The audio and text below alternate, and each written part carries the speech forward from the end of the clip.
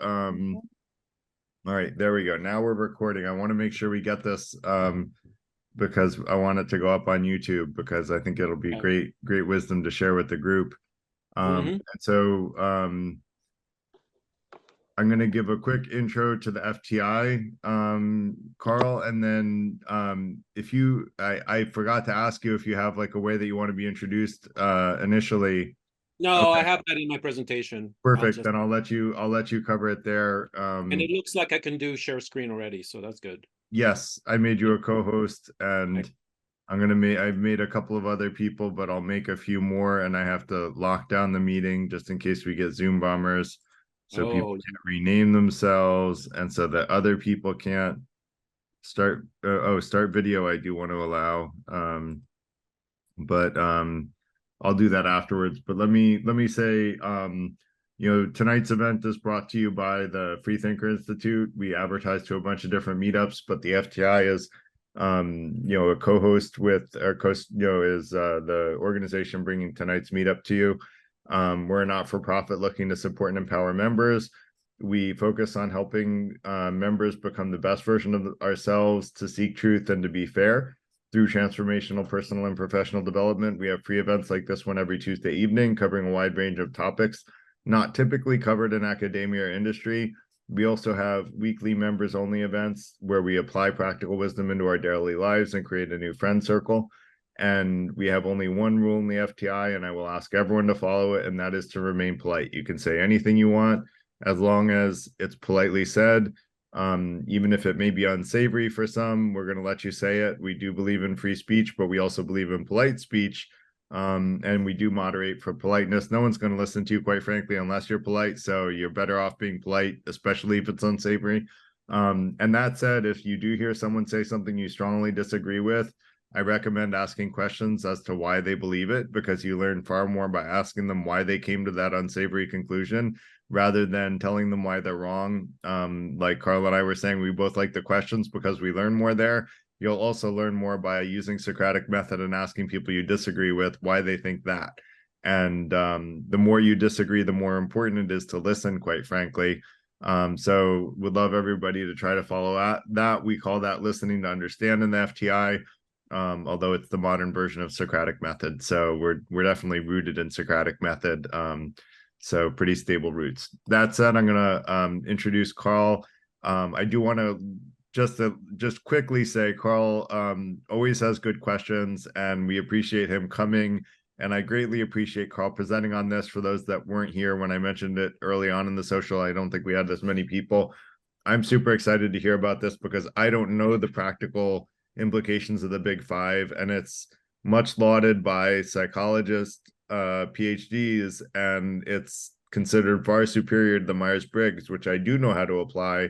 So I want to hear the story, and I'm looking forward to hearing it tonight from Karl. So with that, Karl, I'm going to let you take it away.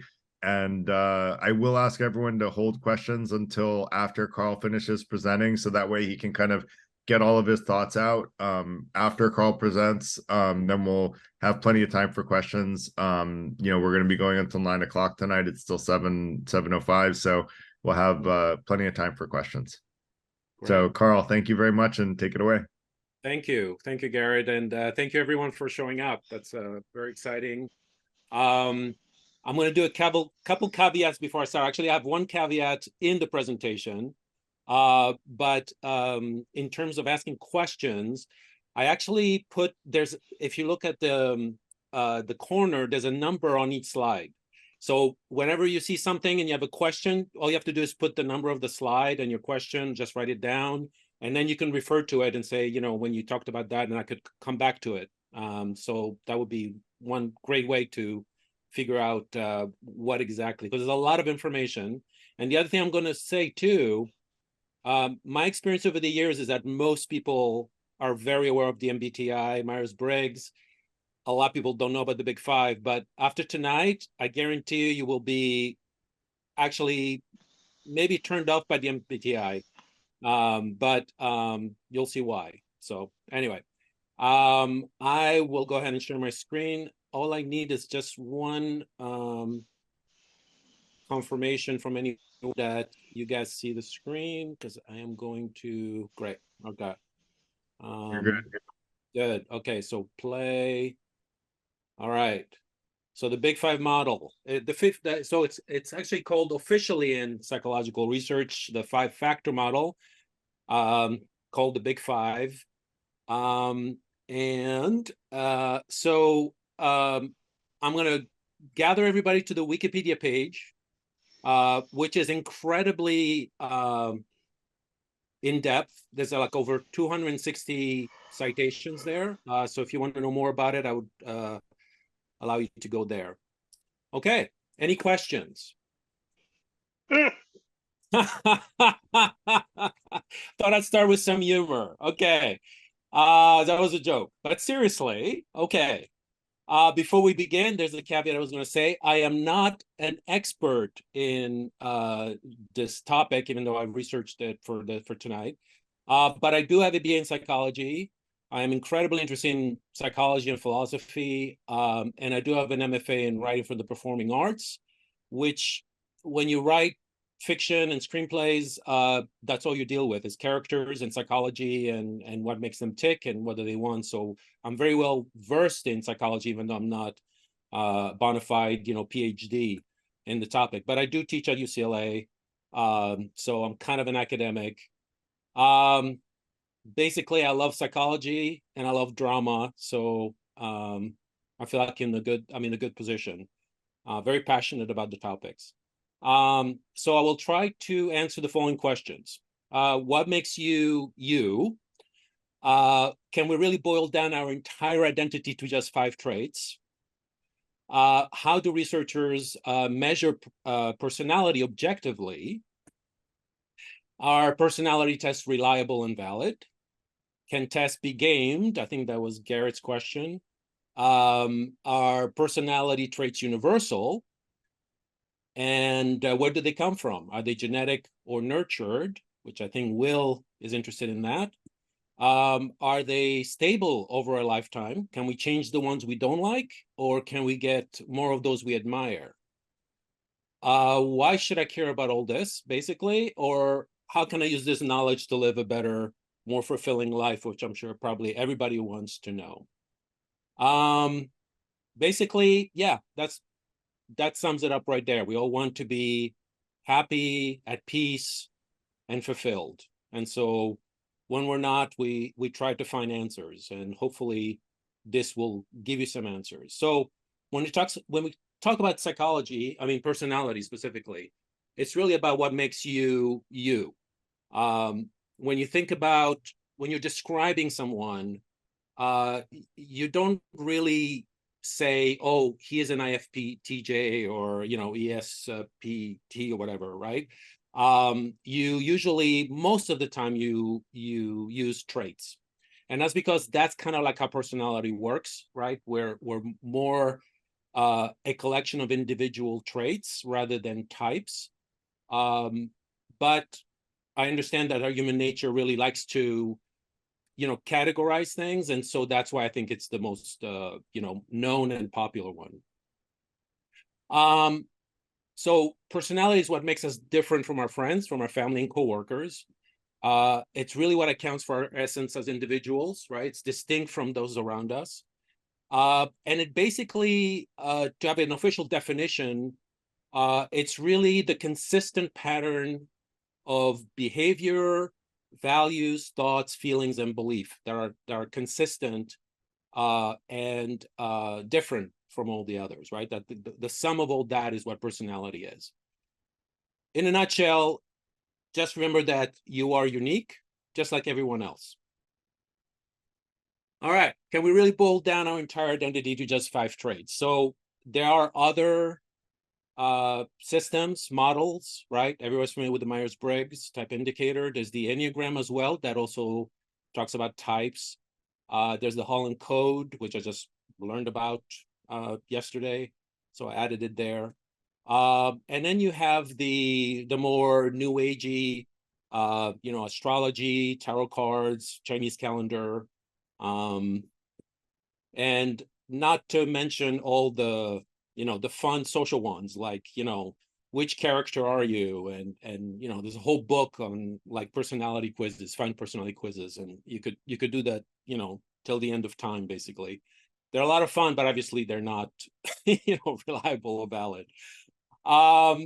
Now, in psychology, there's been a whole history of personality research, and you can pretty much say that you can boil down the major perspectives into like four categories. The first one is the psychodynamic perspective, which was, you know, Freud, started with Sigmund Freud, and that stressed more the importance of unconscious forces, sexual and aggressive instincts, and early childhood experience.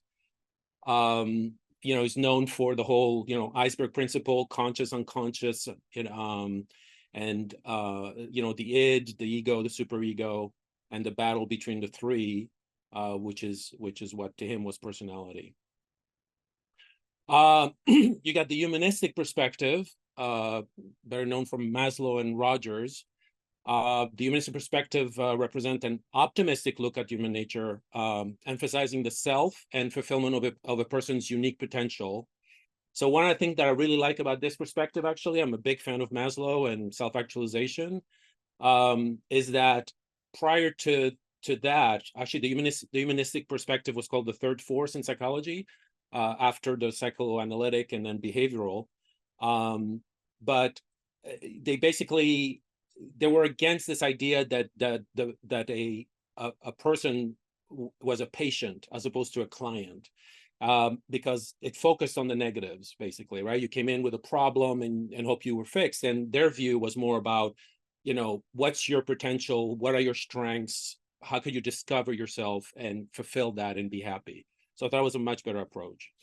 So they basically say we're not machines, we're creative, free-willed, and yearning to fulfill our potential. And to them, the three factors that determined our personality was our self-worth, our self-image, and our ideal self. And so basically, when you're in therapy for that, you kind of like you figure out what your ideal self is, and then you work yourself towards that. You have the social cognitive perspective, which was led by Albert Bandura. And that perspective actually emphasized learning, that our personality comes from seeing others and learning from others, and the conscious cognitive processes that we go through, including the importance of beliefs about the self, right? And goal setting and self-regulation. And the reason I put that movie, Trading Places, is because that was a perfect example of this perspective, right? The idea of that movie is that they took somebody who was like in a certain world and somebody who was in another world, and they basically switched them around to have this bet that they could actually either fail or you know, change their personality. So it was a really, really good, I recommend it for anybody who hasn't seen it. And then we have the trait perspective. So when we talk about personality, right, we always think about the individual traits, right? And everybody has the same set of traits, but we differ from one another only in how many we show to others, right? And on a scale of what we have of each, as you'll see with the big five. So the question is, how many fundamental traits are there? There's a joke by George Carlin, which I love. He says there are three types of people in the world: those who can count and those who can't. I hope you guys got it. So whether it's three or thousands, the most current and widely held one among researchers is the big five, and you'll see why in a moment. So basically, you have these five traits in red: neuroticism, extroversion, openness to experience, agreeableness, and conscientiousness. And under that, you have 6 facets for each, which are kind of clustering in that area. And that's the reason why it's called 5-factor model, because they used the history of that is that they basically started with it's called a lexical method, where they just look at the adjectives, and they collected like 18,000 adjectives originally. And then by using factor analysis, they kind of like saw the clusters of it, and that's why you have these 5. But everything kind of fits on those, under those. Now, psychology and that actually started way back, you know, not with Freud. And the reason I like to mention this is because the the temple at Delphi has a saying that's actually carved on the temple. It's like "Nothi Siatan," which means "know thyself," right? That's carved there. So way back, they knew that that was an important thing, to know yourself and to know what your strengths are and your weaknesses, and work toward becoming a better person. That's why Socrates has these two famous quotes, right? Know thyself, and he's also known for saying the unexamined life is not worth living. I think that's what he meant, right? Like really kind of like go inwards and really kind of know yourself so you know how to tackle life. All right, so let's talk about the five-factor model. This model of personality suggests that all people, regardless of gender, regardless of age or culture, share the same basic traits, right? But they differ in the degree of their manifestation. So all these factors, those five factors that I mentioned, are actually a scale, a dimension, where you could be anywhere in there, right? You could score high, you could score low, you could be in the middle. As a matter of fact, most people in the world are kind of like in the middle with most of them. And it's really the ones that are more unique or more famous that are more on the extremes. The traits develop across a lifespan and can predict various social, occupational, and psychological and health outcomes, as you'll see in a moment. It focuses on identifying, describing, and measuring individual differences in behavioral predispositions. And I mentioned factor analysis. I just put a little definition there just for those who don't know. It's really a way to take this mass of data and shrinking it to a smaller data set that is more manageable and more understandable, right? So it's a really great way to find hidden patterns and show how those patterns overlap, and show what characteristics are seen in multiple patterns. So are the big five traits really universal? So I'm going to mention some studies. There was one really huge study that where the observers rated the personality traits of representatives across 50 different cultures, including Arab cultures, like those in Kuwait and Morocco, African cultures, like in Uganda and Ethiopia. And I put the study there. With few exceptions, people could be reliably described in terms of the five-factor structure of personality. So you could pretty much say that that is indeed universal. You see that across the world. Other research has shown that people in European, African, and Arab and Asian cultures describe personalities in terms that are consistent with the five-factor model. Based on abundant cross-cultural research, the theorists believe that the big five personality traits are basic features of the human species, universal, and probably biologically based. And there's actually evidence that they are. There's some evidence there, as you can tell from the scans. The red and yellow highlights are the brain volume that is significantly associated with specific traits. So extroversion, conscientiousness, and agreeableness tends to be more biological than the other two. So it kind of answered the nature versus nurture. So, you know, are we completely determined by genetics? Not quite. The influence of environmental factors on personality traits is at least equal to the influence of genetic factors, according to that study. What I've seen in terms of percentages is that I think the highest was 57%, which I think was for extroversion. And the lowest was like 43%, but it all kind of like, you know, half and half technically. Some additional evidence that underscores this point is that identical twins are more alike in early life, and as the twins grow up, leave home, and encounter different experiences and environments, their personalities become more different. Now,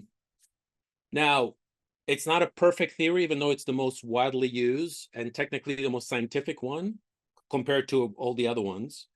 The biggest problem is the self-report, that most of the tests are self-reported, and so it really takes a good design in the study, and you'll see the different methods you can use, but most of them are like self-reported questionnaires. And the problem with that is that there's a bias there, right? We want to view ourselves as good people, and probably also get the person doing the personality test to believe that we are good. So this can make us less than accurate in our answers, right? If you have some kind of agenda as well. And that's really the common flaw of non-empirical personality tests that circulate on like social media, for example. It's very easy to answer questions in a way that makes us look good. After all, few of us, want to describe ourselves as being dishonest or devoid of emotional strength, right? We always want to look good to others, so there's that bias there. So we might be inclined to fake a little bit on the test, or perhaps also in terms of how we view ourselves as well. Like you may think, you're not as bad, right? That's a very common bias as well. Now, is it comprehensive?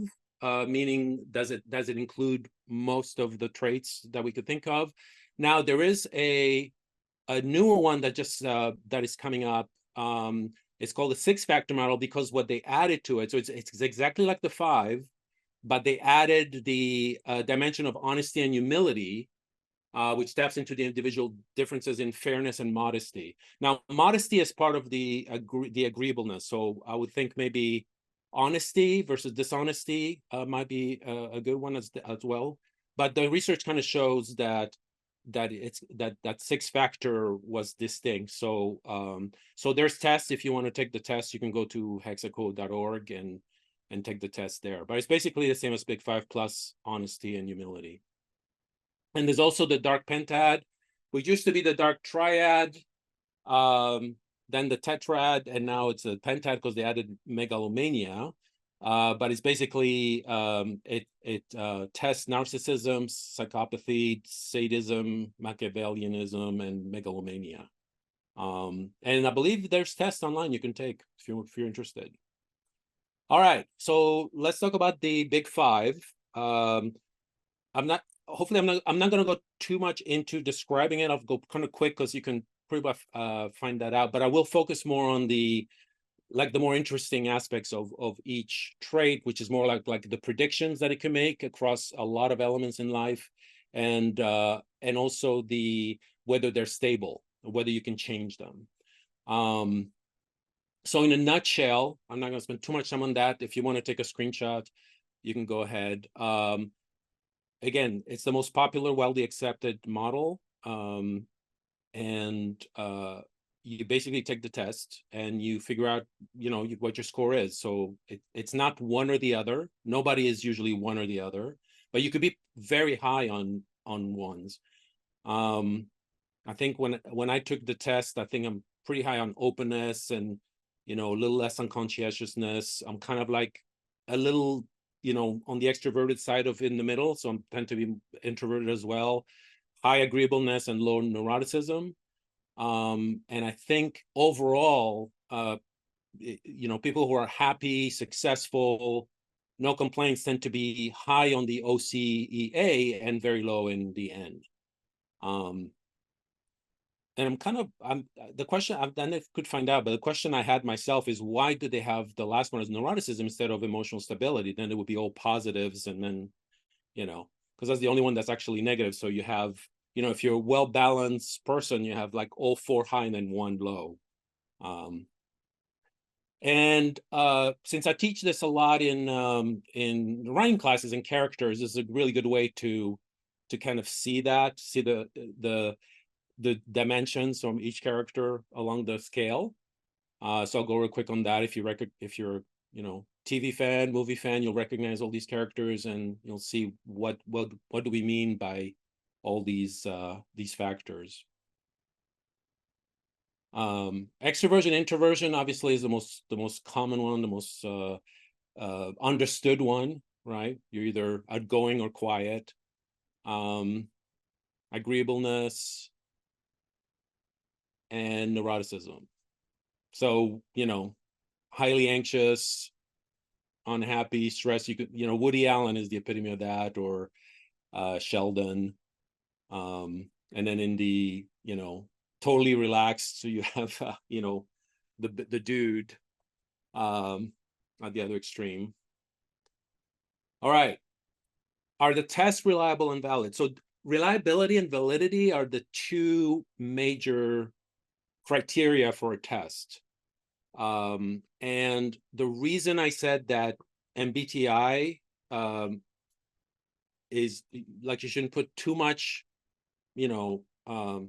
credo into the MBTI, even though it seems like it's accurate, it seems like it's useful, and it may be, but it has been tested by a lot of researchers, and actually came out as that it wasn't reliable, and it wasn't valid. In other words, it wasn't retested. Like, you could take the test like 5 weeks later and you would get a different score, for example, or it wasn't really measuring what it's supposed to measure. So validity in testing the big fives. Now, Costa and McRae are the two psychologists who are kind of credited with the big five. And they basically had a whole paper potentially going really in depth into the evidence for the validity of the big five. And I think that's why it kind of became the official, most used one. So they actually have a lot of data on longitudinal and cross-sectional studies that have shown those 5 factors to be enduring behavioral dispositions, right? So they keep coming up all the time. The traits associated with those with the 5 factors emerge from different personality systems and studies of natural language. So if you take all the different systems, right, all the way, even the ones which was really interesting, I didn't put it here, but way back in Greek time, the 4 bile, and I don't remember the details, but it was all about, there were 4 different categories of your personality, and the traits within those actually fit with the big 5, not to mention the 18,000 adjectives that they actually factored into these 5s. The 5 factors are found in different ages, different sexes, different races, different cultures, and language groups. And heritability studies show a human universal, with the traits being primarily genetically influenced. Now, I did say that it's a little higher than 50%, but there's actually a lot of studies where it's higher. It's just not the average if you do put them all together. Now, can the test be gamed? Yes, on the self-reported, right? You can actually lie through the whole thing, but I don't know why you would, right? If you want to know yourself. There's actually the way you measure these tests. So there's the self-reporting, like the most common one, but probably not in serious studies. So there's other reporting, right, where you actually ask other people to describe you and your behavior. There's actually observations by the researchers of the people being measured. And then there's actually lab studies where the patients actually don't know that they're being studied. And those are probably the ones that are the most, robust, basically, right? So they actually say that they're studying this, but they're really studying that, right? So there's no way for someone to really cheat, in a sense. The tests that have a high degree of what is called face validity can be particularly susceptible to this kind of fakery, the self-reporting, because when a personal test is very clear about what it's looking for, right, the temptation to make yourself look good can be particularly strong and easy to indulge. So that's the self-reporting bias that I talked about earlier. More sophisticated personality measures, however, are less obvious about what they're measuring, and thus make it more difficult to game the system. And those are the kind of like the gold standard of personality tests. The 3 basic ways to measure. Okay, this is just kind of, I think it's a repeat. This is life data, questionnaire data, the self-reporting, and then there's the experimental, which is the lab ones. Okay, in terms of the Myers-Briggs, there was one major study in 2019 that evaluated the validity of Myers-Briggs, and that's where most people who are aware of that study know that, and I highlighted the thing that it falters on rigorous theoretical criteria, it lacks agreement with known facts and data, lacks testability, and possesses internal contradictions. They further discuss the MBTI, continued popularity, and how the general public might evaluate scientific theories. So they go really in depth as to why it's common, why it's more famous, but it really shows all the flaws with it. So not to take too seriously. how can I improve my life? So that's what we're going to kind of talk now about, the predictions for each trait. So for openness, high. So this is high openness. If you score high, it actually predicts very reliably artistic interest and ability, appreciation of the arts more. Intellectual curiosity actually is highly correlated with intelligence. So the higher your openness score, the higher intelligence. Stronger drive to learn, understand complex ideas, engaging in abstract thinking. Varied interests, right? More diverse and broad-ranging interests versus focusing on narrow set of topics. Flexible thinking, open to new experiences, ideas, more willing to consider unconventional and non-traditional perspectives. This was really interesting. The political liberalism studies link higher openness with social and economic views on the liberal side of the spectrum. And I will mention later on a book that actually tackles that particular topic there. Occupational choices, right? So this one makes sense. Careers involving creativity, intellectual stimulation, and continuous learning tend to attract individuals with high openness scores. And then high life experiences, right? You're more prone to seeking out novel experiences like traveling, unusual hobbies, experimentation with art, music genres, etc. And then you also accept diversity. So you tend to have more positive and inclusive attitudes toward different cultures and lifestyles. So that's for the high openness. Is it stable? That means does it show, is it the same across your life? So the answer is yes. Research shows that openness can change over the course of someone's life, but the changes tend to be relatively small compared to other personality traits. So some key points about the changes: on average, tends to peak in young adulthood, 20s and 30s, and then it gradually declines with age, but very minor. So it's actually kind of, I say it's stable. Major life events like starting, finishing college, gaining new experiences, switching careers can temporarily increase the openness levels during transitional periods, and then it goes back to its set point.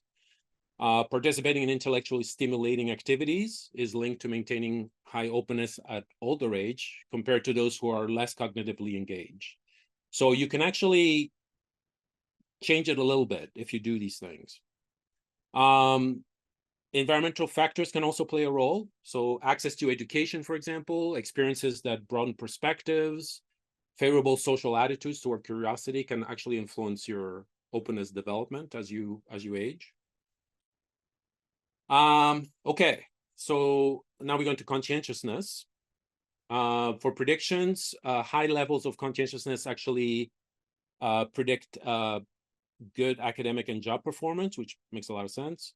Higher conscientiousness is linked to better grades, evaluation scores, and job tenure and promotion rates. Health behaviors.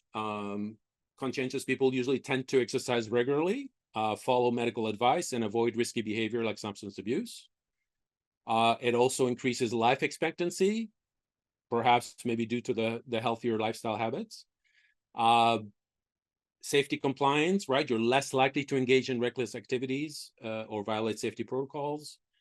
You're more financially stable, right? You have more budgeting abilities, saving rates, accumulation of wealth over time. You're highly dependable, right? So you place more value in organization, preparation, and following through on responsibilities and commitments. And it also predicts conflict resolution, right? You're often better able to control impulses, delay gratification, and collaborate to find solutions. And there's an academic focus as well, better time management, attention to detail, diligence in studying, and perfecting skills. So you do very well. Actually, I've noticed that on the first one there. But all that is all has data for that to predict it. So that's connected to conscientiousness. Is it stable? It can be both fixed and malleable as well. The underlying core disposition to be organized, diligent, and rule following is actually fairly stable throughout life, but there's also some exceptions to that. It can change incrementally.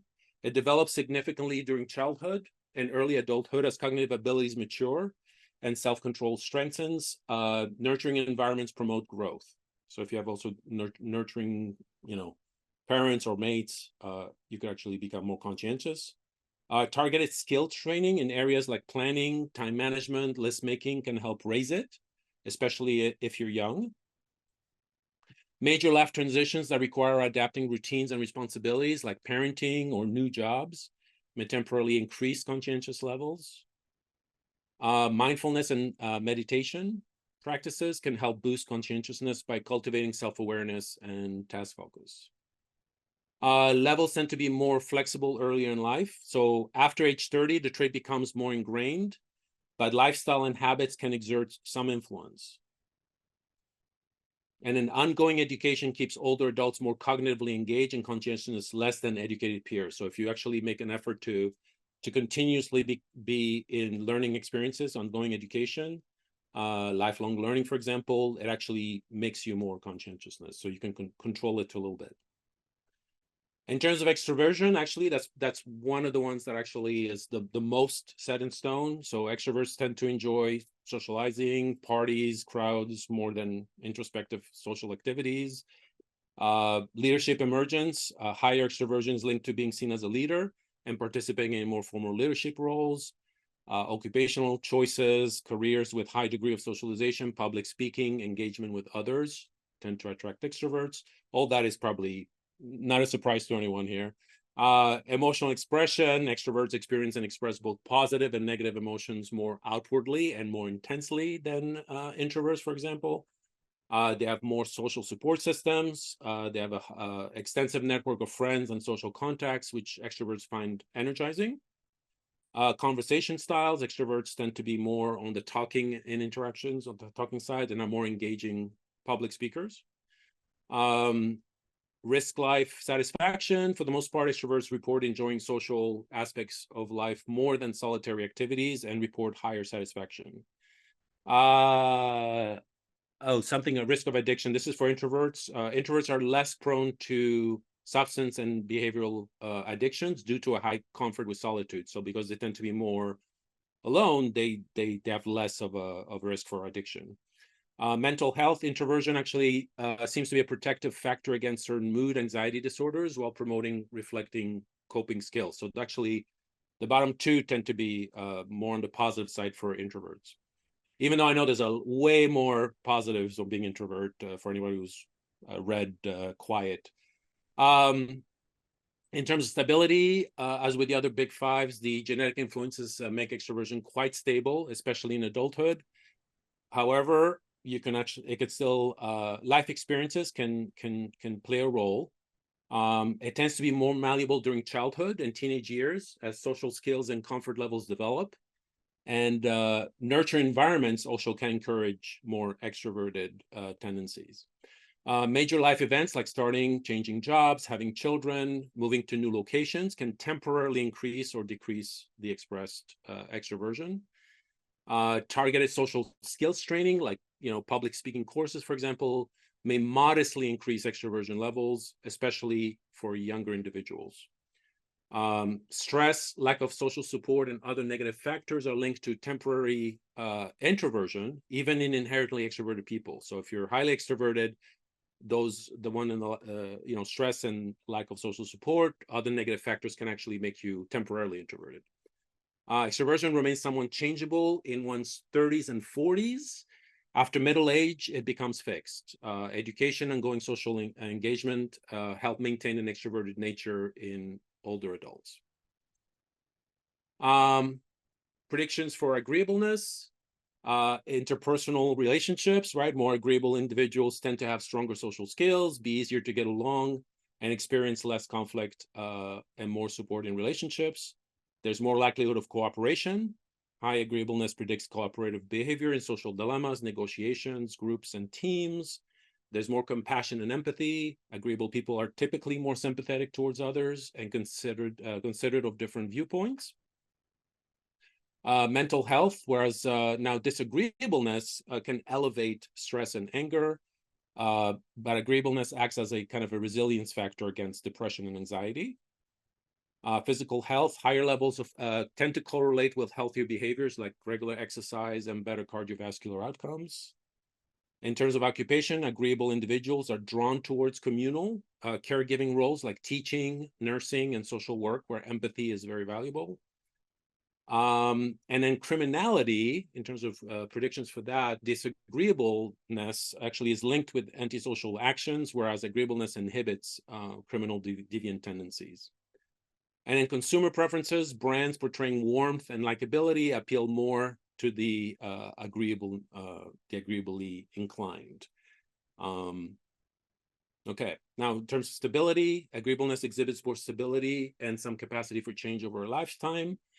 Genetically influenced core levels are quite stable, especially in adulthood. But again, life experiences can shape its expression.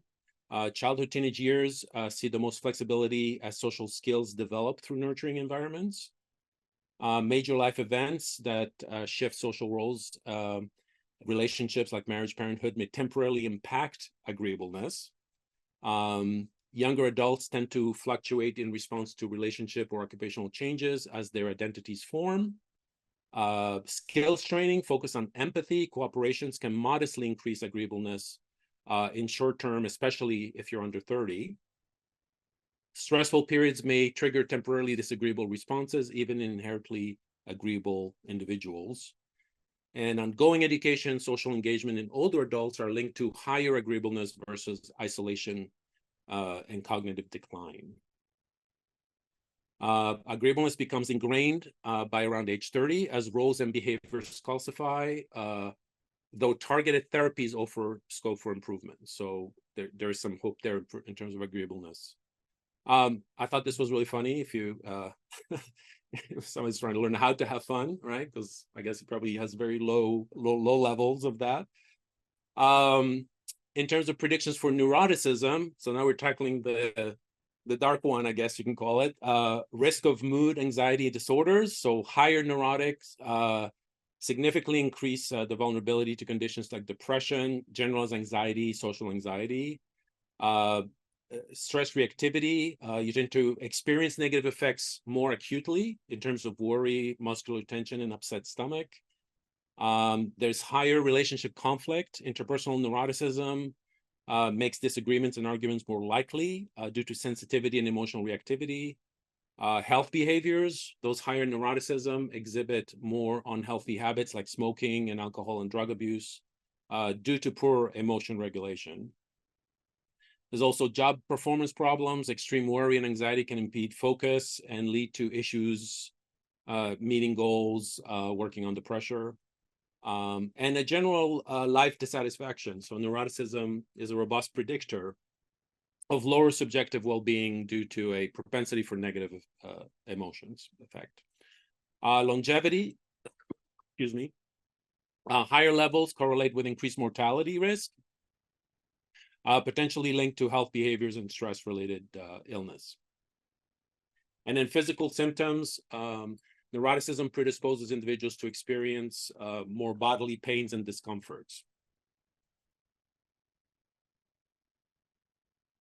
So yeah, kind of depressing. Neuroticism stability now is stable throughout life. It's generally considered one of the more stable traits along with extroversion. But there is some evidence that it can change, especially when people are young. So it is genetically influenced more than others. Neuroticism becomes ingrained after age 30. However, experiences can still have a minor influence. It can be malleable as coping skills develop, and supporting environments can actually lower the neuroticism levels. Major life stressors like divorce, job loss, and illness can actually trigger temporarily neuroticism spikes in anyone who's predisposed to stress reactivity. So you could be low in neuroticism, but then actually be higher because of those major life stressors. Now, long-term psychotherapy and stress management technique can modestly reduce neuroticism on a lasting basis, including mindfulness and meditation practices that cultivate emotional resilience against stress. Ongoing education in older age is actually linked to slightly lower neuroticism levels versus less educated peers. So there's some hope. In terms of academic performance, those are the three dimensions that actually have the highest correlation with better academic performance, which makes a lot of sense. In terms of sex differences, that's been studied as well. Study testing 23,000 men and women over 26 different cultures found that on average, women consistently rate themselves as warmer, friendlier, more anxious, and more sensitive to their feelings than men. This is the book I mentioned. It's The Righteous Mind.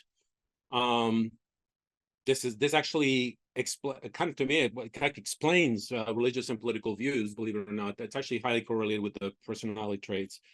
So openness to experience, for example, those higher in the openness tend to be more liberal and left-leaning. They are more open to new ideas, values, and experiences, and conservatives tend to be lower in openness. And conscientiousness, high conscientiousness correlates with more conservative and right-leaning views. They prefer order, tradition, and conformity. Extroversion, more extroverted individuals tend to be more conservative. Extroverts prefer structure and clear social hierarchies. Higher agreeableness correlates with more liberal left perspectives. Agreeable people emphasize compassion and cooperation. That's where like empathy tends to fall under. And neuroticism, we find that neuroticism and political views are kind of mixed. So some studies link higher neuroticism to liberalism, possibly due to greater sensitivity to threat and change. But the association is actually kind of weak. So there's nothing kind of set with that particular one. However, the Big Five explains only small percentage of political views. Factors like religion, education, economic situations, and life experiences are actually strongly influence one's place in the political spectrum. So there's actually a lot of variability between individuals on that. Traits of happy people, no surprise there, right? Like you got the 4 high and the 1 low there, neuroticism. Now, in terms of the most important decision you will make in your life, which is your life mate, studies following couples over time have consistently found that choosing a spouse who is kind, responsible, and emotionally stable will substantially improve your chances of maintaining a satisfying marriage. Probably no surprise there. In fact, personality traits are some of the most powerful predictors of long-term relationship quality. So this would be probably one of the reasons why you should probably take the test just for that, because it is the most powerful predictor of all the other areas in life. So why should I care? It can help you figure out how you should orient your life, right? So, for example, extroversion, if you're good at it, it'll make you good at sales and engaging with other people. You want to capitalize on your traits. Very difficult and miserable to work against your traits. So if you didn't know what your traits are, you might actually accidentally be in a position that goes against them, and you will be miserable. In terms of relationships, looking for a stable partner, we just talked about that. Someone who you can actually live with over the long run. You don't want too much of a mismatch between the dimensions, right? So extroverted with introverts will actually be in conflict a lot of the times over, for example, social events. Agreeableness will find, for example, disagreeable partner harsh and unpleasant, and unpleasant will find the agreeable kind of wishy-washy and unable to stand up for themselves. So they're going to be resenting each other a lot. Conscientious, so you have industrious, orderly, right? They're going to be annoyed by a messy, low conscientious roommate, for example, before the low conscientiousness will be bothered by the mess. Now, you don't want an exact match. It's helpful for some balance of strength and weaknesses. So kind of think about yin and yang, but except for the ones that I just talked about.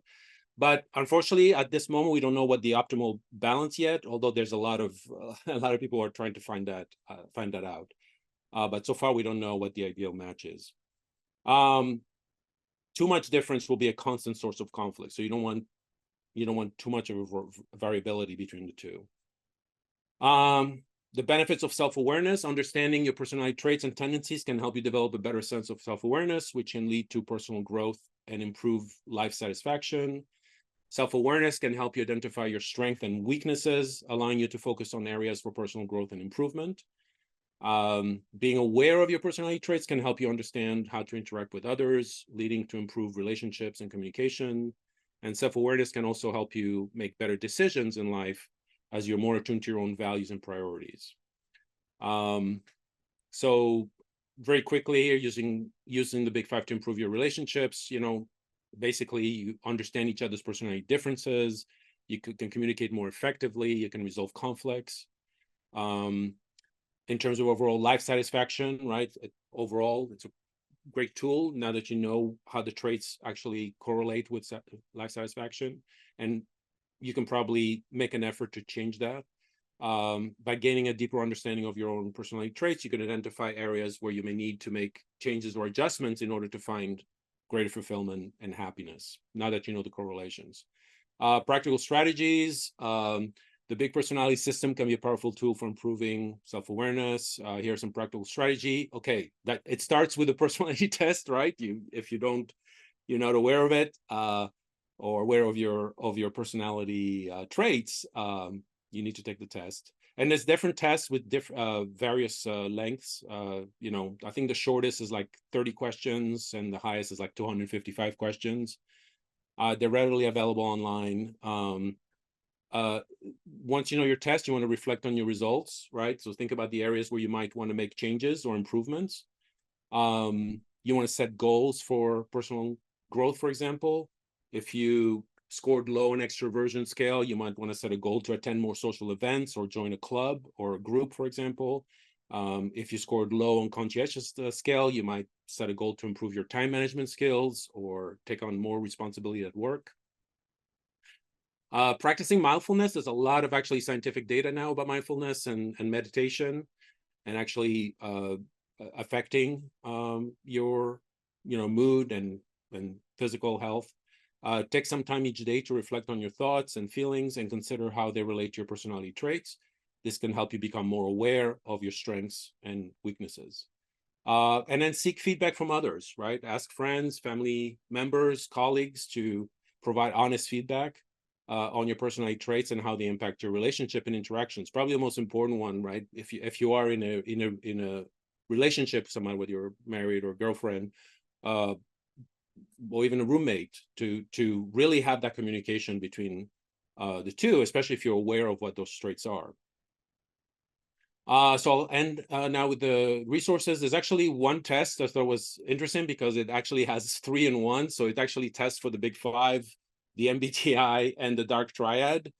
And so you can go to that particular website and take the test.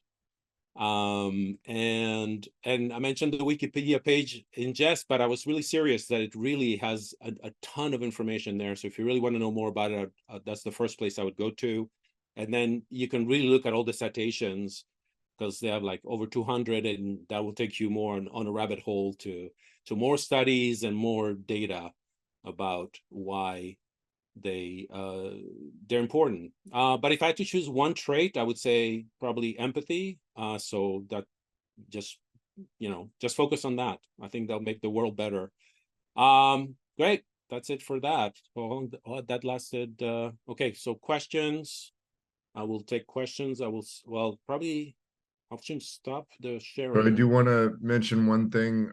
Yeah. When people ask questions, if you can limit each question or comment to one topic at a time, and try to spend less than 2 or 3 minutes on that topic. We will start, asking you to finish up if it's taking a little longer than that. Okay. If I can get anyone to be a volunteer timekeeper, send me a direct message. But yeah, let's just, those are our general guidelines for Q&A. Okay. So yeah, anybody, I can't see the chat, so if there's any questions in the chat, maybe somebody can read them out. Or oh yeah, and I apologize, one other thing. So yes, raise hands like DLJ just did, and then when someone makes a comment or asks a question, if you want to respond to that, you can just speak up as long as it's like asking a clarifying question on, or on what someone just said, to understand where they're coming from, or like riffing on what they said quickly, like less than 20 seconds. If you just speak up, don't use speaking up as a way to get ahead in line, like, and starting a new topic. It's only to like have back and forth conversation about what was just mentioned, and we'll moderate for that. So Okay. that said, Karl, do you want to call people, or do you want me to Yeah, call? we'll call. I just put the presentation away, but if there's something specific, I'll put it up again. Great. Yeah, DLJ. Hi there. All right. Hi. Yeah, good. I don't have a question. Actually, I just want to say great presentation. Thank you very much. Oh, thank you. Appreciate it. Much better than Garrett's usual stuff. So you keep coming back. Definitely agree with that. And way longer, I would say. I really was hoping to keep it on 30 minutes, but I think I went like almost an hour. That was good structure, and I like the visuals. So thanks very much. Yeah, it was good. Yeah, thank you. Katie? Yeah, I agree with your comment how self-awareness helps. I'll put it on myself so no one feels attacked. I've definitely done a lot of things where I lacked self-awareness. And it's hard because you'll just get into something and you won't know that it's not matching your skill set. So how do you make that easy for people to develop self-awareness? Well, I mean, if you take the test, and there's nothing wrong with taking as many tests as you want, the most important thing that you have to be aware of is which ones are valid and which ones are reliable. So I would lean towards the one that have more scientific data behind it. So that's why the big five, I think, is the important, and because that is the consensus among all personality researchers. So they've done the validations, they've done tests, even though there's been some criticisms against it, that's been dealt with. And like, as you saw with the hexago, there's still people, you could still find new things, and it just keeps improving. So so that's what I do. Take more tests and then really take the time to reflect on them. And actually, I would add, the most important thing is to really be as honest as you can when you take the test, because it's going to be self-reporting. And even to yourself, sometimes you go, oh, you don't want to admit that you do this, and so you don't. But if you're not honest, you're not going to get any benefit out of it. I could see the test helping with that. I'm thinking, like, for example, someone who might be doing I'm just making up an example. Yeah. Like a barista who isn't friendly, and it's like, that's your job, is to be friendly while handing a coffee. And well, so what I said, if the person is aware that they're unfriendly, like, why did they take the barista job, right? They're going to be miserable. That's why it's important to know, to be self-aware, because if you know your strengths and weaknesses, you know where you score on each one, you have data that suggests the type of jobs that you can. I think one of the reasons why the MBTI is popular is because I think there's a lot of, I won't say maybe scientific data, but at least there's data that matches, which makes common sense, the occupations that are that fit your strengths. So yeah, thank you, Katie. Will. Oh, thanks, Karl. I also just mainly wanted to say what a great presentation I thought it was. Thank you. A great blend of, it was comprehensive and also concise. So it was really well balanced, and I like the graphics as well. So thank you very much. And what I found of interest, just on a minor point, was there's a remedy for a low extroversion score. So go out and be more sociable and make a conscious effort to join groups.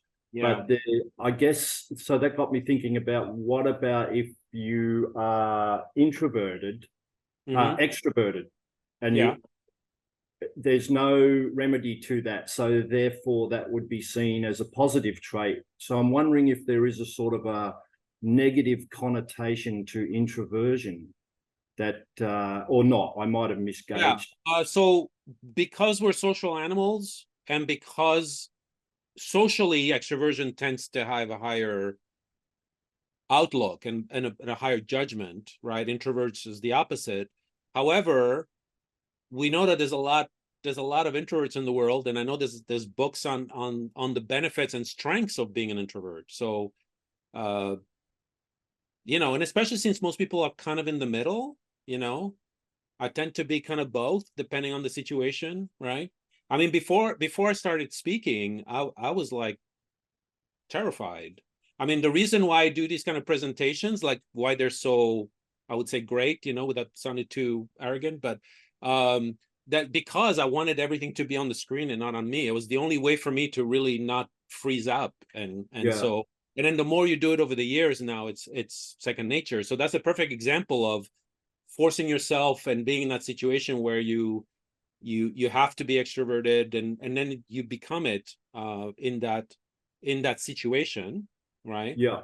But most of the time, it's like, you know, I mean, I enjoy being with people and talking, but I also enjoy very much being alone and learning and all that stuff, right? Doing just with myself and my thoughts and creativity and all that stuff. So yeah, I'm kind of the same. And I had a phobia yeah. About public speaking until I was in a position where I had to do it. And then once I got used to it, I couldn't, you know, I couldn't get enough of the sound of my own voice. Yeah. Shut me up. So you got to be careful with it as well. Yeah. Yeah. But I'm like you, I probably prefer to be I know on my own. there's also data, like sometimes the extroverts too will become more introverted depending on the situation. Like, you know, like if extroverts go to a funeral, for example, right? They're going to be more, you know, introverted in a sense. Yeah. For the situation. Thanks again. So, yeah. Thank you, Will. B or BE. Hello. I was wondering if, because you mentioned that there are certain traits that are highly fixed, like extroversion and neuroticism. And I was wondering if there's, when you take the personality test, are there any adjustments for people that are neurotypical versus neurodivergent?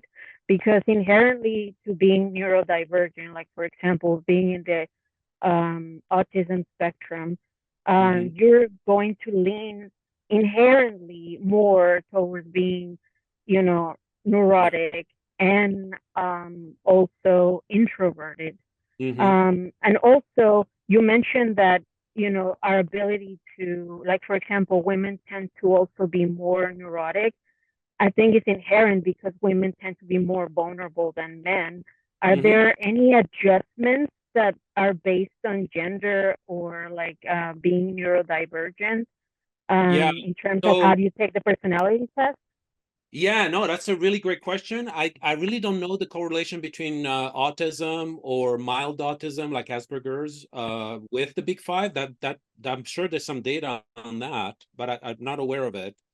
I know that if you're being honest to the question, regardless of what you think, right? Just be honest about the question, you will get the scores that you mentioned that tend to correlate with that, right? Like you mentioned introversion and neuroticism. But I don't know if those are easily changed because of the neurodivergence, because I'm not really aware, I'm not an expert on that, so I can't really answer it. But it's worth exploring, though. I think I'm sure there's data on it. Okay. And in terms, just for a follow-up, so you said neuroticism is correlated to like threat and fear, and like I mentioned, you know, women and also people that, you know, like they have mental health problems to begin with, they're also going to have a higher, you know, threshold for like fear and threat. Yeah. So how do you kind of tease that out? The neuroticism is it inherent, or is it caused by, you know, like your perception of threat?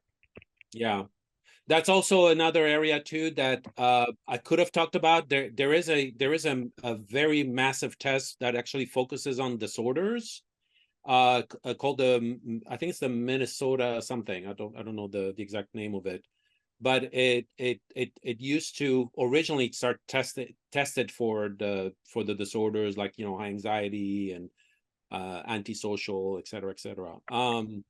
But so I know there's some correlation between the big five and the mental health, but I didn't focus on that for this talk, so I won't be able to answer that either.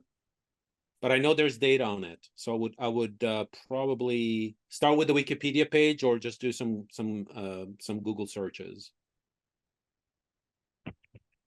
Okay, Wish I thank could you. have an answer, but I don't. Peter, you're next. Good afternoon. Well, yes, thank you for your presentation. I Thank had you. thought about something that, so I was thinking about this. There's this old Shakespearean play called Timon of Athens about this character who's very, I guess you would say he's very high in agreeableness, very altruistic and stuff. And then once he figures out he's getting screwed over, he becomes the exact opposite and becomes a misanthropic recluse who just sort of absconds into the woods and hates everyone and just nothing can change his mind.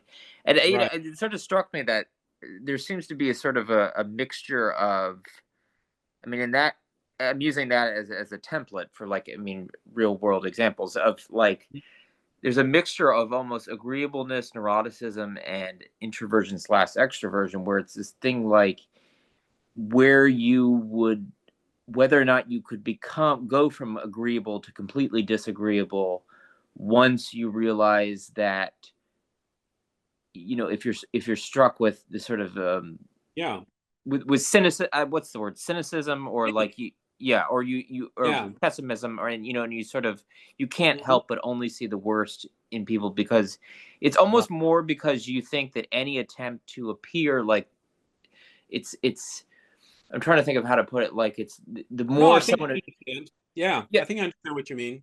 Yeah, like the more they attempt someone attempts to not be saying, look, that's not what I'm trying to do to you, the more the person will say, well, that's just another technique you're using to try to take advantage of me, that kind of so it's like it's a self-perpetuating cycle. Right. Yeah. So my immediate answer to that is that the, like, agreeableness, being that that is more biological than non-biological, will always be there naturally, but the circumstance will make you willfully trying to change that. But it's not going to change at the it's not going to change at the brain level, I don't think. But yeah, that makes sense. Right? So it's one of those things where the situation will temporarily change you, right, to the other side. But if he constantly doing it, right, it's kind of like, you know, somebody who believes, you know, tells a lie over and over and over and starts believing it eventually. Those kind of things. But I don't think it'll change at the fundamental natural brain level. Yeah, that makes sense. Yeah, thank you. You're welcome. Angie, you have a question? Yeah, I would like to comment on my skepticism on any personality test. I mean, we are still arguing about the existence of free will. We still cannot clearly define what consciousness is. We can't even trigger awareness. And so, to me, any kind of personality test that claim to have scientifically figured out 8 billion people, human minds into so-and-so buckets, is, to me, it's just extremely arrogant and undermining the complexity of human minds. I'm not saying that personality tests are not important. It's definitely there for a purpose. I'm just saying that it should be taken with a grain of salt. And I agree. And there's just a lot more complexity to human minds than just 5 buckets for all 8 billion people. I mean, even astrology can be 50% correct at times. That's all I'm saying. Just a comment. Thank you. You're welcome. They say even a broken clock tells the right time twice a day. There you go. Garrett. Yeah, I'm gonna just sort of respond quickly to Angie. Angie, I agree with you. I don't think the personality tests are trying to create a comprehensive study of what the human psychology is encompassing. They're really just intended to be useful tools to better understand people through generalizations, which are generally accurate, but not always accurate. And then the other thing is that we had a session in the FTI about free will, and I think I made a pretty good argument defending that we do indeed have free will. That I haven't heard the free will deniers overcome yet logically. So you may want to come. We're probably going to redo that because I don't know if that one is on, if we recorded that one or if we lost that recording. If we lost it, then we'll probably do it again.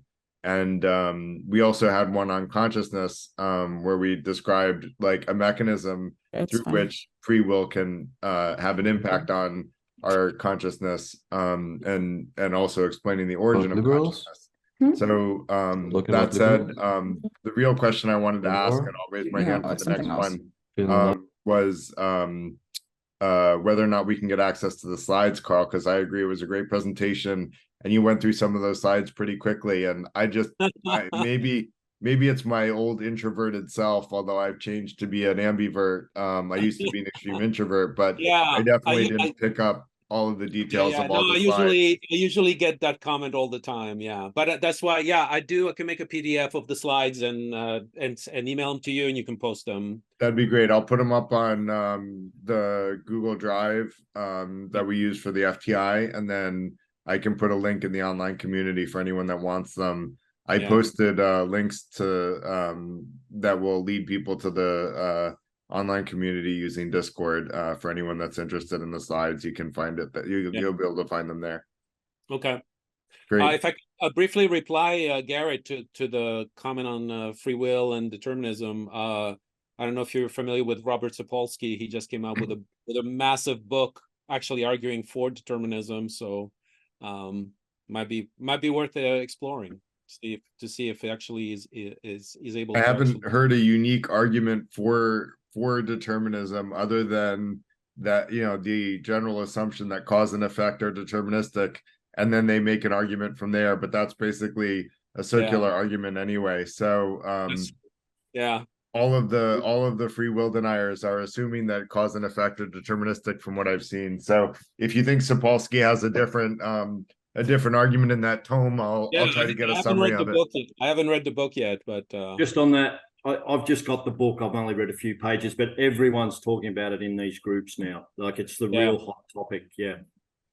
Well, I mean, I'm a big fan of his. So I mean, he has a really kind of good mind. So we'll see. He's a smart guy. I just think he has a misunderstanding about free will. But anyway, we don't want to digress on free will tonight. We'll probably do that again another night because it was very popular when we did it a long time ago. So it's always popular as a question for sure. B, you have another comment or question, or did? No, thanks. Yeah, just to follow. Yes, just to follow up. I was wondering, like, what is like the cultural and societal influence of like the big personality test as it relates to like the character of like a country, for example. Like, Germany and Japan are known for being like, everything is orderly and on time. And the United States, we were like very individualistic and, entrepreneurial. The Canadians are known for being very agreeable. Like, is that, how does that character of like specific country like affects the influence of like how the traits are expressed? Right. There's probably a correlation between the culture itself and what's expected of you, and kind of like molding your personality to fit that. Generally, we know that the Big Five studies have been done in many countries, including the ones you mentioned. So those traits are there. And my understanding would be that every single individual who's taking the test in that country will have the individual scores. So let's assume that is a correct generalization, right? That everybody in Japan is orderly. Then you would have more people, more scores in that. I'm not sure. I haven't seen any data, but it's possible that there's data on those traits as it relates to the country. That would be actually interesting to see where those stereotypes came from. Thank you. You're welcome. Garrett? You mentioned that some of the factors are more biological in nature, but you showed parts of the brain highlighting. Were Yeah. those parts of the brains highlighted like what is the causal like did they actually prove a causal effect, or is it possible that they're confusing causation and correlation? It is possible, although I know that the one of the researchers, Young in there, actually has a lot of studies and data. I think he's like the number one researcher when it comes to the biology of the traits. But I haven't gone deep into that, so I have no idea if it's a cause effect. All I know is that those three traits, and when from just your anecdotal internal view and awareness of that, they do seem that they're biological. I mean, I remember those traits being since I was a little child. So Yeah, but like you gave it the example of introversion or extroversion as like a very innate trait, but I started out as an extreme introvert and now I'm an extrovert ambivert, and I was like extreme introvert, almost as extreme as I could get, like a couple of points from like the most extreme. So, and it was a conscious choice because I didn't think that I'd be as successful in my career if I didn't actually meet people in my job, and I wouldn't have been. So I actually went out and met people, and the more people I got to know, I'm like, actually, these people are pretty cool. Yeah. I think meeting more people is a good thing. So I made a conscious effort to meet more people in my life, and now I, walk up to strangers at parties and just get to know them better. So yeah. So this is a good example of the situations like changing, and I'm also the age that happened and the awareness, because you said it was actually a willful awareness in my that you 20s, yeah. force yourself to do it, right? So that pretty much all of those traits, you can actually do that if you really force yourself, right? And practice and keep doing it, and the habit becomes an ingrained thing. But my guess is that biologically you were introverted, but or actually the opposite. Biologically, you were less introverted than you thought you were, and that a lot of the introversion was actually cognitive. You know what I mean? Like it was more like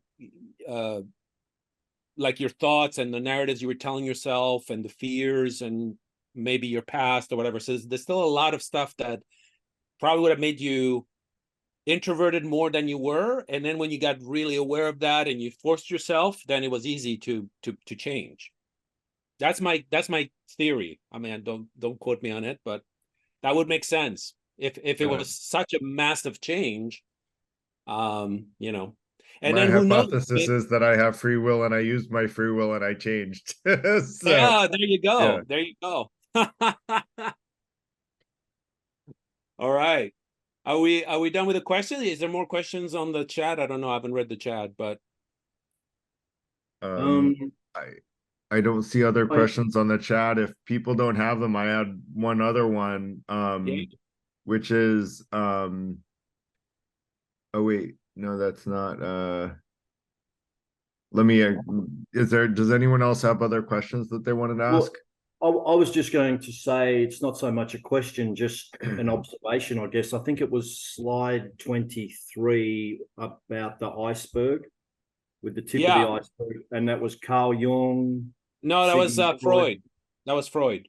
Oh, it was just Freud, was it? Yeah. Okay.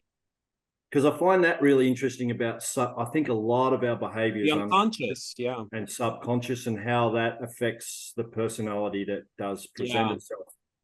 Yeah. And if you've got a fearful view of the world, which can often happen in childhood, you just have an anxious predisposition to the experience in the world, then you're going to tend towards those sort of personality types. So I guess it's classic nature versus nurture.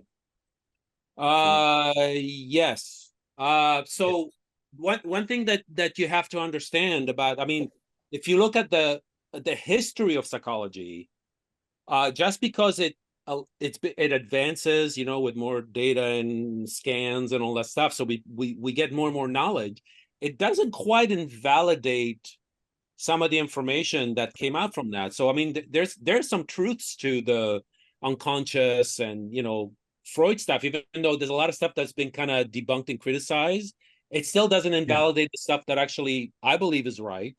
Oh, yeah. So it's just a matter. It's like my lesson is to really don't invalidate something off the bat. Like take the time to really understand it and even try to apply it to your own world, or even wondering if you have if for example you have a lot of traumas that you don't remember that have been repressed, right? So one of the things that Freud is famous for, in addition to some other things, is the defense mechanisms, which I think are valid today too. So one of them is repression, and the only way you can actually maybe get to them is through like deep hypnosis or psychoanalysis, you know. Even though it's not a real common one these days, but still I think there's some truth to it. And I mentioned Maslow. Actually, one of the criticisms of the Big Five is that it tends to be more descriptive of the traits. So you get to know what those traits are and your strengths and weaknesses, but it doesn't explain why they came or the other areas that I think are important, like in humanistic psychology, the motivations, like, you know, there's a lot of stuff on motivation, on self-esteem and beliefs and stuff like that. Narratology is also a big thing where a lot of your life is really about your stories you tell yourself. So tell yourself better stories is a good way to change your life, you know. So there's a lot of stuff that still I think is valid still. Oh yeah, and like when I said the unconscious, I wasn't specifically referring to Freud, you know, but just the unconscious and the subconscious. Yeah, and apparently I learned recently that we have different subconscious weightings to things that are happening. I don't know how they prove this, but I think they do it through studies, psych studies. And as you're walking along the street, say, and there's some flowers to the left, and there's some trash to the right, and then there's the pavement itself. Well, the pavement has a neutral weight, the flowers have a positive weight, and the trash has a negative weight. And our mind is sort of gravitating towards various aesthetics as we go, and we're not even aware of it, which I find that's interesting that possibly is going on. We're not aware of it, but it could be your brain. I mean, it could be that's the way your brain is structured. Like even a stick on the foot on the pavement has some subconscious meaning, that because you're monitoring everything. You've got to monitor it because that stick could be a snake. So you know it's a snake. Right. Yeah. You're actually still monitoring everything, or a can of Coke. You know, you mentioned right. Yeah. You mentioned something that is one of the perspectives that I didn't talk about, which is the evolutionary perspective. There's a lot of information on evolutionary psychology and the way we've evolved and our brain evolved through evolutionary selection stuff that actually has a lot of things. I forget the name. There's a great book. I think it's called The Moral Animal, if I'm not. Yeah, Robert Wright. Yeah, Robert Young. Right or Right? Yeah. Right. Yeah. Yeah, it explains a lot of stuff that came out evolutionary that we think that is culturally. I read that book about 30 years ago and I was instantly hooked, and then I went off and researched everything I could about Charles Darwin. Fantastic. Yeah. Great book. DLJ. Yeah, we were talking about where the test can work and where it might not. Just made me think of something else. It's obviously designed for the individual, right? Yeah. Certainly when I've done these sort of tests, you know, randomly, whatever, I sometimes think that I might answer the question differently if I'm thinking about what I would do when I'm on my own versus what I would do when there's a group dynamic. Yeah. So I just wanted to mention that that's not a good test for the group dynamics, but there is one. Right. Are you familiar with Belbin? Belbin, after Professor Meredith Belbin. And I've got an echo. Yeah, like I said, there's a lot of tests and stuff that focus on something specific. Like so this is for like a work group. If you want a project to be successful, you've got to have the right balance of these 9 traits as a group, as opposed to the individual. So I'll put the name in the chat, Belbin. But I strongly recommend it. I've used it in reality, and it works every time. Great. Jack, you have a question? Yeah. So, well, first of all, I'll say great presentation. Really enjoyed it. Curious, what was the primary sources you used for the bullet points in your slides? The sources?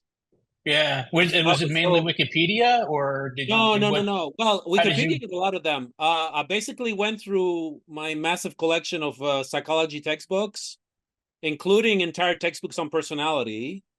So I was able to get a lot of the tidbits there. And also I went through the whole whatever the most recent research on personality from the actual research journals and stuff to get something more recent. But that would be it. Yeah, even though I mentioned the Wikipedia, I don't think I used anything from Wikipedia, even though Okay. I used it. Yeah. Yeah, because I was curious, like, so on slide 61, where it talks about predictions for agreeableness, Yeah. the second bullet point says likelihood of cooperation. High agreeableness predicts cooperative behavior in social dilemmas, negotiations, groups, and teams. Okay, so I get the social dilemmas, groups, and teams, but negotiations predicts cooperative behavior in negotiations. So I would probably disagree with that. Agreeableness would be allow for pliability of the individual in negotiation, but not necessarily instill cooperation on the other side. I mean, certainly if you present yourself as being agreeable, that would be an asset there. But in fact, I would think that like being disagreeable would allow the individual to get more out of the negotiation than being completely agreeable. No?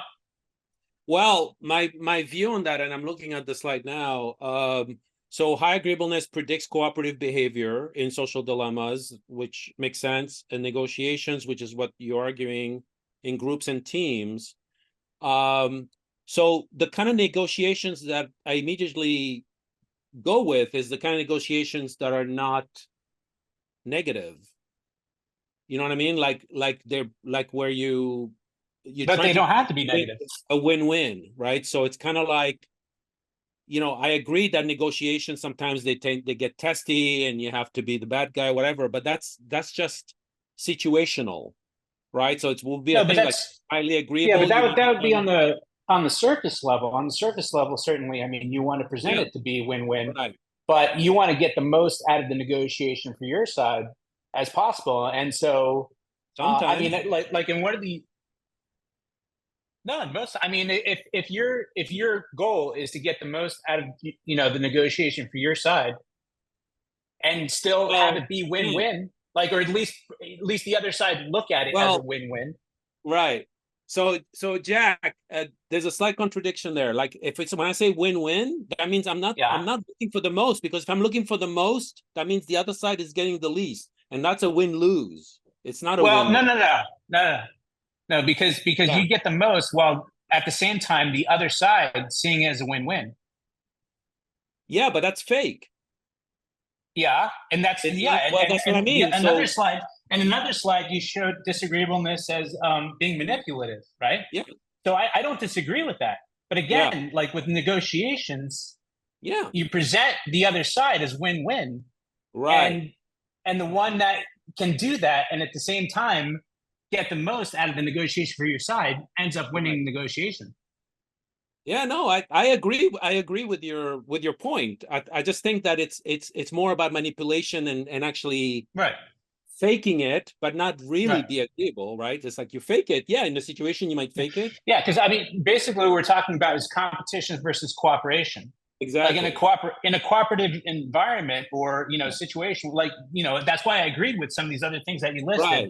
The idea of groups and teams and cooperative behavior and social dilemmas and things. That's cooperative goals, right? But that's not competitive goals. Competitive goals is a completely different animal. I agree. Yeah. And actually, Jack, I think that if somebody was tested as highly agreeable, the boss would not put him in negotiation often.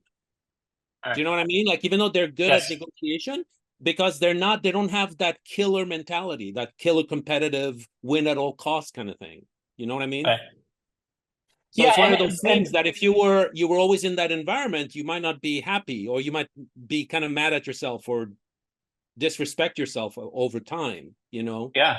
Because it's not really. No, I agree.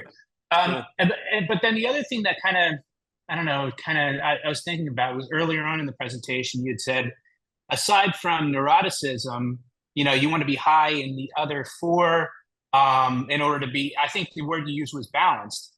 And this kind of touches on, and this kind of touches on what you guys were just talking about with evolutionary psychology. I honestly think Big Five, like when it comes to Big Five, there isn't, and this also touches on cultural too.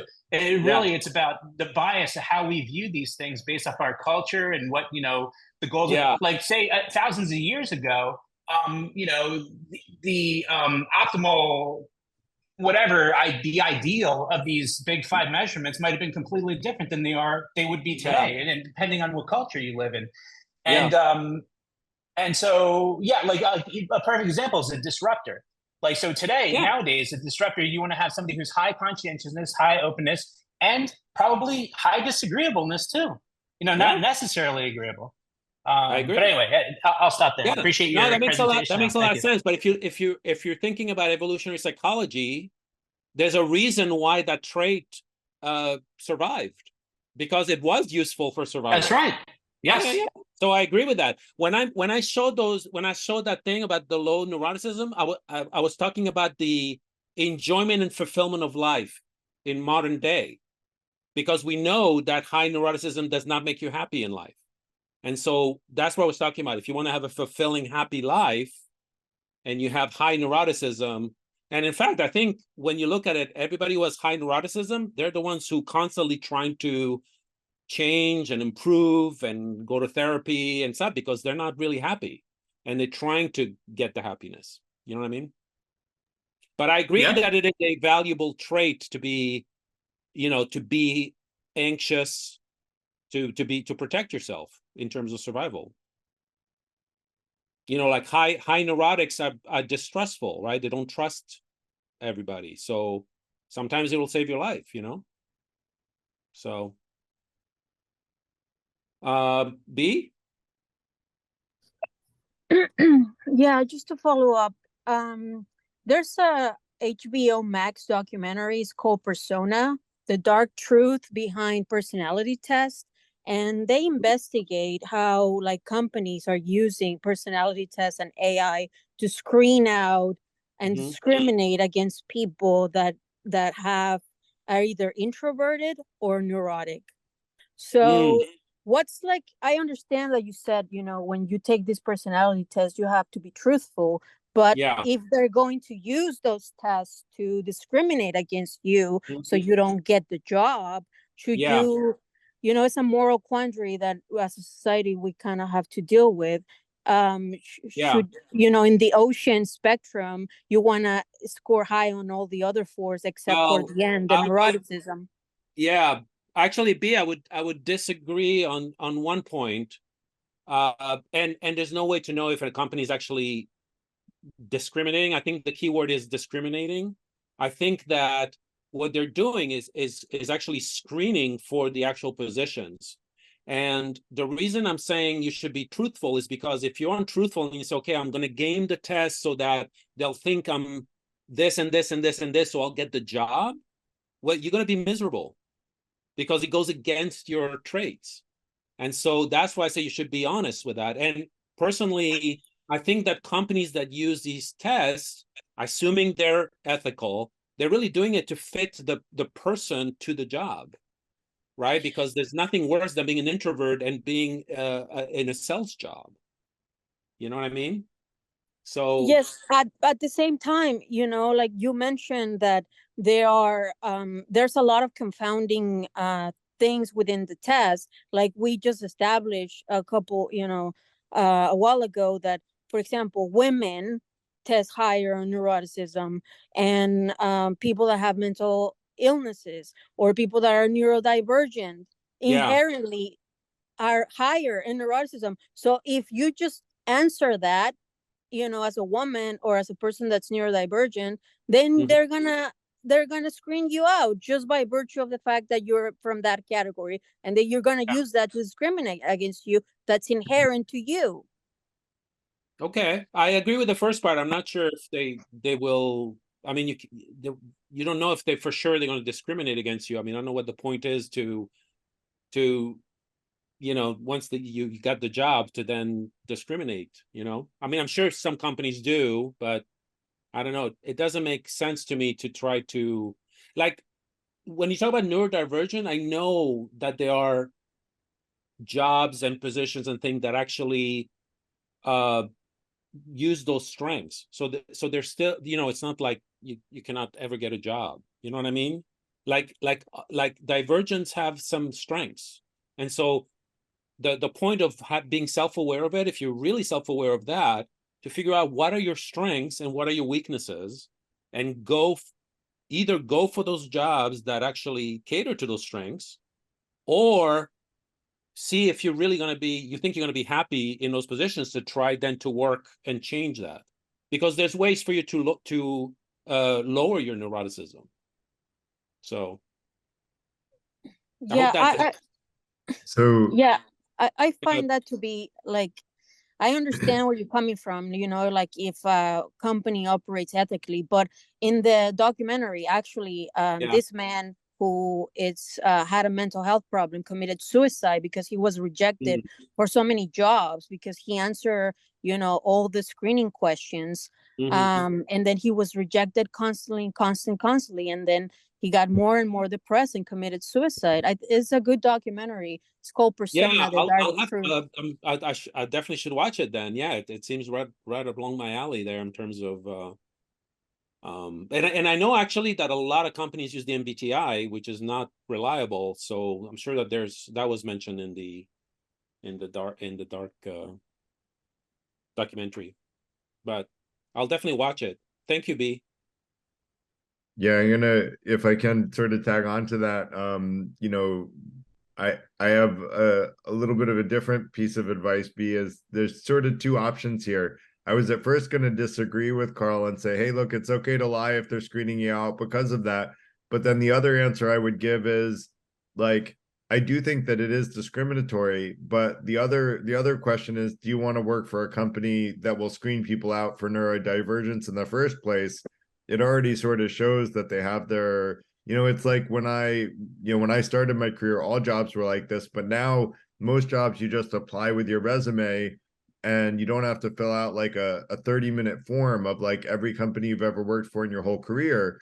And now, like, if a company, like when I was doing my last job search like 7 or 8 years ago, if a company had one of those really long forms, I'm like, all right, you guys just don't get it. You're making my life too difficult. I'm not even going to apply here.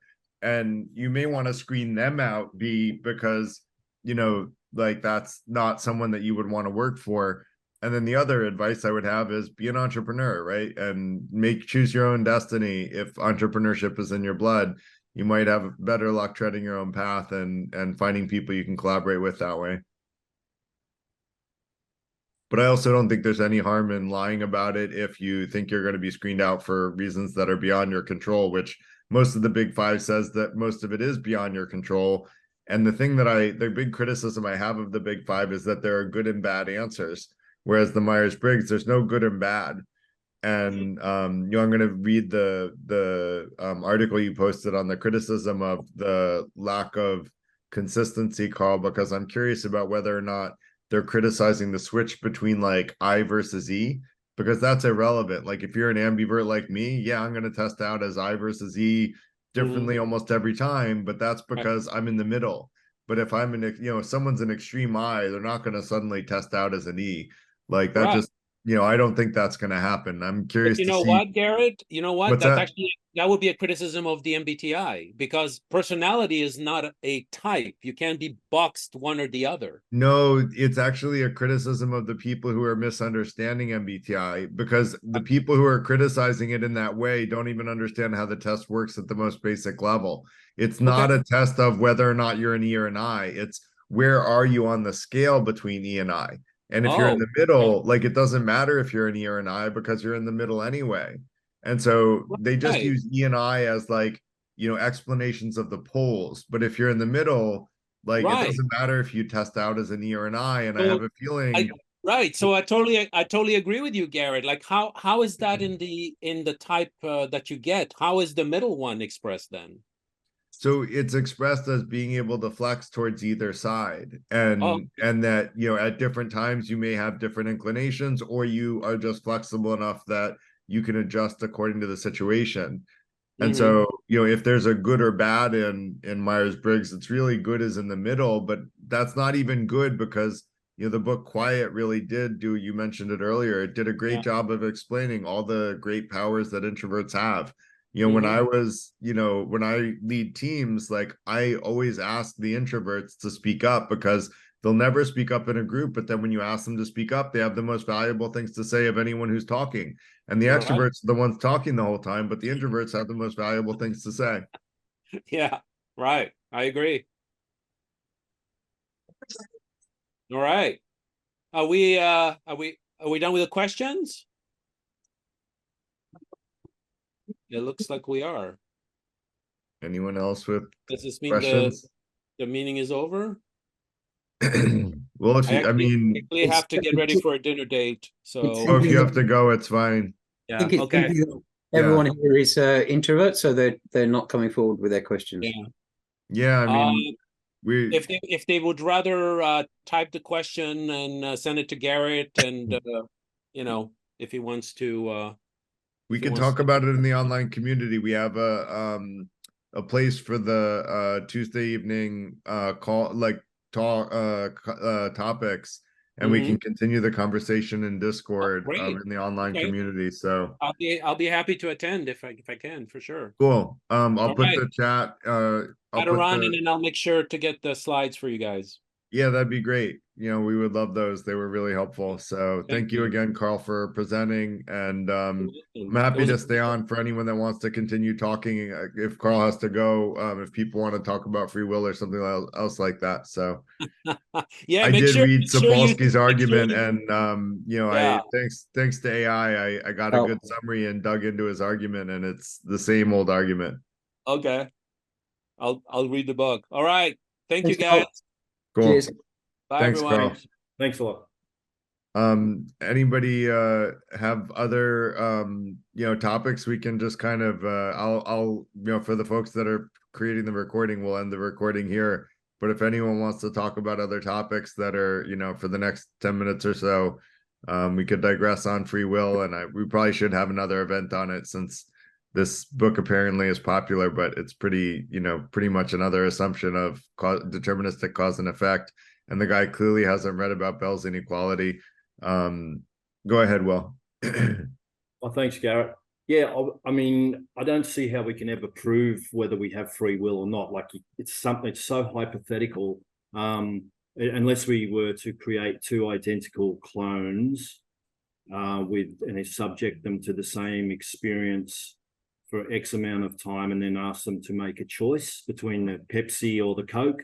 And if they ever make a different decision, you could say, well, how else could you explain that other than free will? But until then, it's like a moot point. It's just hypothetical, other than how it applies in the legal system and holding people responsible for their actions.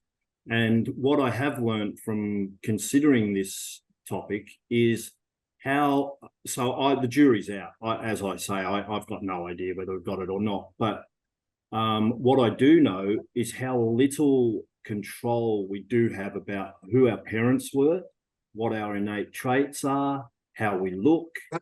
It's just all happened at the moment our father and our mother created us, at that millisecond in time. So much of our life is predetermined and locked in then. I find that really interesting. Also, with the biological determinism, that we will feel hungry. If we hurt our finger, it does hurt. You know, if we stub our toe, it does hurt. We do need water and oxygen and sleep and partners and sociability.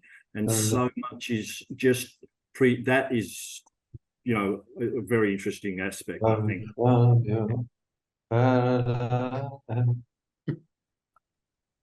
Thanks, Tad. Yeah, Garrett. If you do get to read it, I think Sapolsky undermines his own argument. He talks quite freely about regulators from a DNA or protein production perspective, why then he can't see that a larger ecosystem, such as you, me, and him, also have regulators. In other words, the choice not to do something. Likewise, societies, we have regulators, right? So you look at different scales of ecosystem, there's regulators all over the place. I'm not sure why he hasn't spotted that.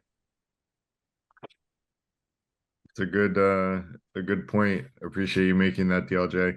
It's interesting. Like he from what I can tell from digging into it in ChatGPT, he basically just assumes that all cause and effect is deterministic, and he doesn't have a good logical reason for believing it other than science has figured out a lot, and so science therefore can figure out everything. And to me, that's not a winning argument. It's an assumption, which is a circular argument. So but I think we should do an event on free will, so that we can discuss it again. I don't know, Will, did you ever read my essay on that, on free will or on determinism? I'd like to get to it, Garrett, but I'm so unorganized, ADHD, and a few other letters of the alphabet to define my personal type. Low conscientiousness, Will. Low conscientiousness. I'm just teasing you. I'd love to read it. Yeah, but when time permits, I would love your feedback on it. You can add comments to it. I think you would enjoy it. I do try to make a good, solid, logical argument defending free will. The essay on determinism does more about proving why determinism has been all but completely disproven by accepted science. But the one on free will makes a more solid argument in the defense of free will. So, yeah. Anyone else have other questions or things they want, or subject? Why don't we brainstorm things that people want to talk about in future events? I will mention a couple of things coming up. Let me let Douglas talk, and then I'll mention a few upcoming topics in the next month or so, and then I'd love to take requests for other topics, free will being one of them. Great. Hey, thank you. I just wanted to ask real quick. I thought I had heard that this would be posted on YouTube. Is that correct, on the FTI? It will be put up on YouTube when we get to it. We have a backlog of videos we're trying to edit and put up, and I don't know what order it's going to go up, but it will eventually go up on YouTube. All right. I had somebody that was interested in the topic but couldn't be here, so I just wanted to share a link at some point. So thank you. I'm glad you asked, and we will definitely put it up on YouTube. Probably not this part, but the presentation and Q&A on the topic for tonight. Sure. We'll try to get up on YouTube. We try to do that with everything, just in case, like you said, people that can't make it. Some people are in time zones that are not conducive, and so we want to let everybody be a participant, even if not in real time. So sure. That's awesome, Garrett. Thank you very much. Sure. We get a little flack for that. Some people don't like to be recorded, but I always tell people you can just keep your video off and be quiet and put a fake name on, and no one will ever know you were here. So we would love people to ask questions like many of you do, and I appreciate that the most, but I want everyone to feel welcome, and they can at least type things into the chat, and sometimes those make it into the conversation. So I'm going to mention a couple of the upcoming events. Next week's I posted earlier. Remco's going to talk about the two-sided brain. So I'll put another link in here for Remco on the two-sided brain, and then I'll put another link on the FTI in general, or a series of links. It'll be a link to about the FTI. You can learn more about the FTI, including our YouTube channel and stuff like that. The next couple of events, next one I mentioned is the two-sided brain by Remco. After that, I'm going to do my hypothesis on why generous capitalism is the next stage of capitalism. And that's the capitalism where the most generous companies are the ones that win in the free markets. This will not happen without everybody's help. So I will enlist everybody's help to make it more likely to come true. And it depends on people's free will, ironically. So Sapolsky be damned. So I think it depends on people's free will anyway. So The next one will be on why thought experiments are or are not useful. And I'll explain when they can be useful and when they're not useful. And then we don't have the next one posted, but I'm hoping it will be a panel on racism, classism, sexism, and other similar topics. And so Kay, did you want to mention something? Well, thank you, Garrett. I just wanted to, well, after you finish this, I was just wanting to ask, I was gone for a while and I was just wondering if anyone could summarize if Karl was able to make an argument that, or bring up any topics or points in his study, in his research that stood out to anyone who has studied all of these various personality test methods. Please. I mean, he made a lot of points that made sense to me and resonated with me. But I guess I still think there are valid criticisms and valid uses of the big five. Yeah, it's the one that PhDs in psychology promote, but I guess I'm not sure if that answers your question. Thank you. That's great. Sure. So anyone have other topics that they want us to cover in the coming months?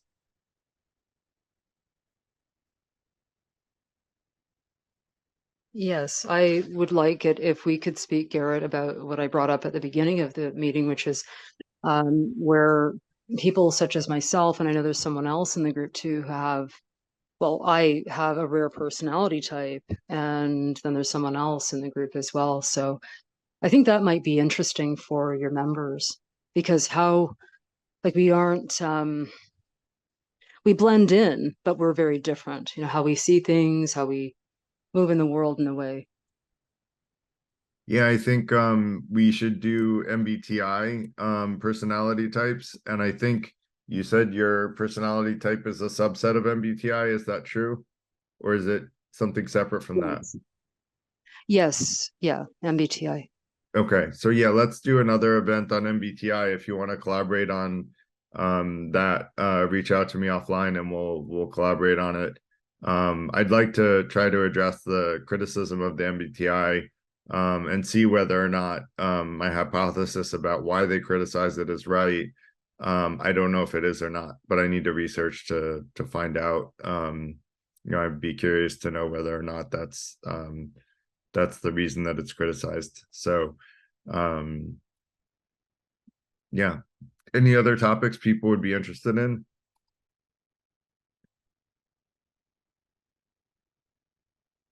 All right, well, we'll end there then. Thanks everybody for coming. Great to have you all. Thanks for the great comments, questions, and just for hanging out with us. So we appreciate everybody being here, whether you speak up or not. Although I want to encourage all the introverts to speak up because, like I said, they usually have the best questions. So, thanks a lot, everybody, for coming. And so hope you all have a great rest of your night. And I will see you guys hopefully next week. Take care. Thank you, Gary. Bye-bye.